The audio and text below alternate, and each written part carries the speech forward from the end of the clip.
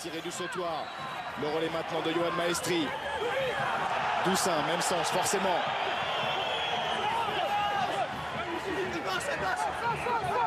Sur les largeurs, peut-être des solutions autour de Luc McAllister. Mais c'est au pré qu'on insiste. On a envie aussi de montrer qu'on est là, que cette équipe toulousaine souffre, mais qu'elle a des arguments. Pour l'instant, du jeu simple, du jeu à une passe, mais beaucoup de virulence, hein, beaucoup d'agressivité, beaucoup de détermination dans le jeu toulousain, des prises d'initiative individuelles et la férocité dans les engagements, dans les soutiens. Et des espaces qui s'ouvrent. Des espaces qui s'ouvrent, voilà, une séquence de 2 minutes. Une longue séquence de 2 minutes où les Bayonnais ont été secoués, ils ont reculé. Et finalement, ça s'est ouvert. On a vu Yann David. C'est quand même le geste de Sénécal qui est repréhensible. Effectivement, l'arbitre avait sifflé et bien balayé Jean-Marc Doussin. Absolument pas dans l'esprit du jeu. Nouvelle vidéo demandée par M. Ménéric. Ce sera pénalité pour Stade Toulousain. Peux-tu regarder la situation, s'il te plaît? Au moins pénalité, en tout cas, si ce n'est pas un carton jaune. Il peut aussi retourner la pénalité. Non, je pense pas, parce que la réaction de Maestri, même si il doit rester maître, les moins virulentes, on va dire. C'est une agression à l'épaule, ce sera un carton jaune très certainement. Maestri repousse le joueur, même si on entend la bronca du public. Sur le dernier geste, la faute elle est vraiment pour Dévoile Sénécal. À l'épaule, c'est peut-être ce que va relever M. Gauzens, l'arbitre vidéo. Il n'y a pas le geste d'enlacement, semble-t-il. Évidemment, le public gronde parce que... 4.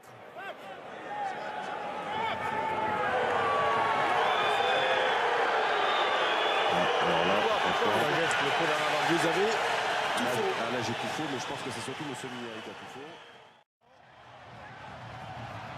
Faosso.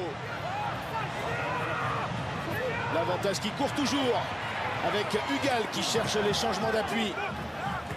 Rouette maintenant secoué à l'impact aussi. Monsieur Rouette. Monsieur Ménéric qui laisse justement l'avantage se poursuivre. Longue séquence. Il estime que les Bayonnais peuvent toujours en profiter.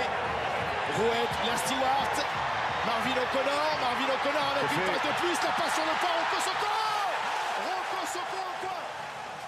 Et c'est validé. Donc d'un Toulousain. C'est ce qu'a signalé l'arbitre assistant à M. Ménéric qui fait donc appel à la vidéo une nouvelle fois. 21 minutes de jeu.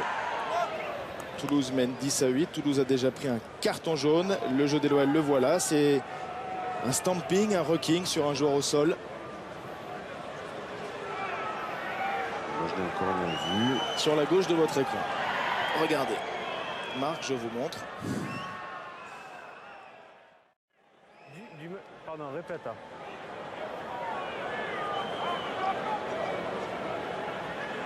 Capitaine, le 2. Corey Flynn.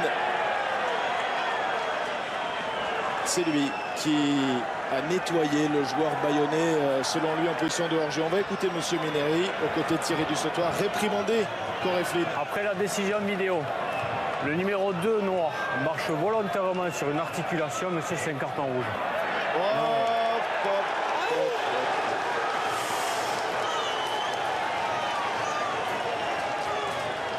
Carton rouge pour Corey Flynn. Voilà comment les Toulousains sont maintenant à 14. Oui, mais pas pour 10 minutes. Pour le reste de la partie, Marc, ça nous laisse sans voix. Et beaucoup d'alternance avec une charnière vraiment qui joue juste. Des bons soutiens des joueurs. Bonne libération de balle. Remise intérieure de Stewart sur Spedding, stoppé. Nous sommes toujours dans les 22 mètres de Toulouse. Mathieu Hugal qui va chercher à passer les bras. Mathieu Hugal qui va y aller seul. Non, il est pris sur la ligne. A-t-il aplati sur la ligne? Non. L'arbitre assistant est bien placé. Monsieur Ménéric jette un coup d'œil. Et dans l'axe, c'est un autre jeune qui conclut. Et Triard.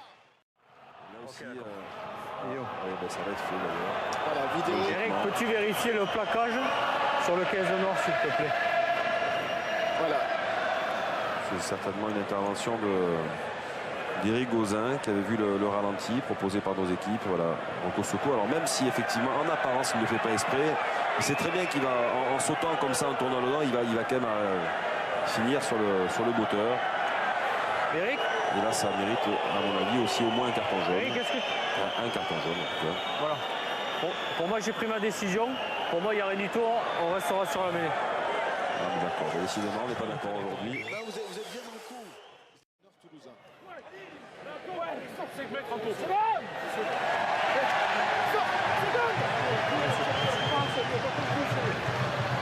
Flexion. Lié. Jeu. La prochaine faute, ce sera un essai de pénalité en faveur de Bayonne. L'effort est fait avec Faunois et il va filer au pied des poteaux. 4e essai pour Bayonne. Gardez le contrôle. Les petites phrases assassines de certains Bayonnais qui ont passé 35 Essai ou points pas essai? à Toulouse. Essai ou pas essai? Vous avez entendu la question. On se quittera là forcément et ce sera peut-être agité dans le couloir, agité pour regagner les vestiaires au terme d'un match heurté. Et sur ces images, Marc, on va peut-être voir si, s'il vous plaît. si il y a essai. Et il semble. En tout cas, le ballon a bien été aplati. Hein. On reconnaît le bandeau de Vincent Clerc. Est-ce qu'il avait le droit de jouer ce ballon dans le ruck? Il fallait que le ballon soit disponible à l'arrière du ruck pour qu'il puisse le jouer.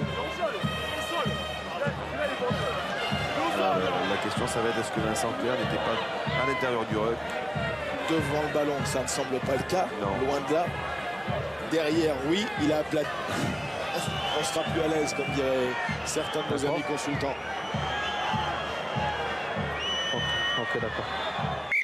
Pas essai, victoire à 5 points pour l'aviron bayonnais. Le baroud d'honneur de Toulouse n'a pas payé, c'est terminé. 5e défaite consécutive.